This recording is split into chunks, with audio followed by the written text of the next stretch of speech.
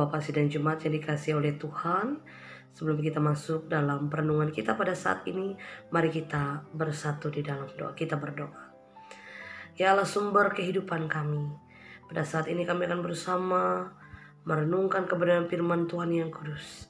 Kiranya Engkau yang memberkati hamba-Mu agar boleh menyampaikan firman ini dengan baik. Dan sidang jemaat mereka boleh mengerti, memahami, mendasarkan firman ini juga dalam hidup dan kehidupan mereka hari tiap-tiap hari. Terima kasih di dalam anak-Mu Yesus Kristus kami berdoa dan bersyukur kepada Tuhan. Amin. Nasi menjadi perenungan untuk kita pada saat ini diambil dari Wahyu yang ke-19 ayat yang pertama sampai yang ke-8. Di sana ada dua perikop nyanyian atas jatuhnya Babel dan perjamuan kawin anak domba. Dan saya memberikan tema untuk kita pada saat ini adalah kemenangan Kristus. Ibu Bapak Sidang Jemaat yang dikasihi dan diberkati oleh Tuhan kita Yesus Kristus. Penglihatan Yohanes di kitab Wahyu merupakan tahapan ketiga pada pernikahan menurut adat orang Yahudi saat itu. Nah, berarti dua tahap dari pernikahan dianggap sudah berlangsung atau sudah terlaksana. Nah, tahap pertama digenapi di dunia ini ketika setiap orang yang sudah percaya kepada Kristus ya sebagai juru selamat di dalam hidup dan kehidupannya. Nah, kita gerejanya saat ini dikatakan seolah-olah menjadi tunangan Kristus ya, yang dimana kita sebagai calon mempelai wanita ya menantikan saat ya dimana kita akan bertemu dengan mempelai pria, yaitu Yesus Kristus tersebut. Lalu tahap yang kedua ya yang disimbolkan oleh peristiwa ini adalah peristiwa pengangkatan, dikatakan peristiwa pengangkatan gereja kelak. Nah, ketika Kristus datang menjemput ya mempelai perempuannya untuk dibawa ke rumah bapaknya ya, dan perjamuan nikah anak domba itu akan menjadi tahap ketiga atau tahap yang terakhir.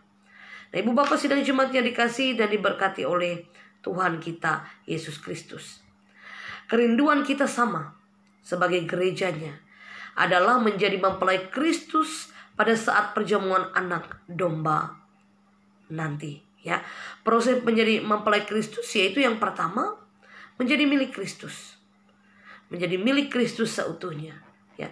Kristus yang mempunyai kita dalam hidup dan kehidupannya. Yang kedua, hidup benar dan kudus. Hidup menurut apa yang Tuhan mau secara benar di dalam hidup dan kehidupan kita. Yang ketiga, berjaga-jaga.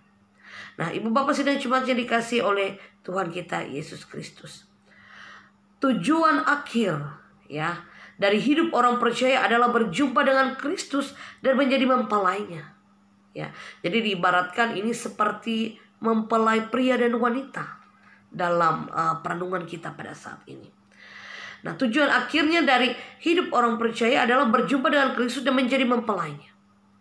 Adalah tanggung jawab kita untuk mempersiapkan diri pada hari yang besar itu.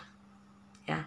Nah, perjamuan kawin anak domba adalah puncak sejarah untuk manusia, di mana semua orang yang selama ini telah hidup mengasihi, mentaati, dia dipersatukan kembali dengan penciptanya.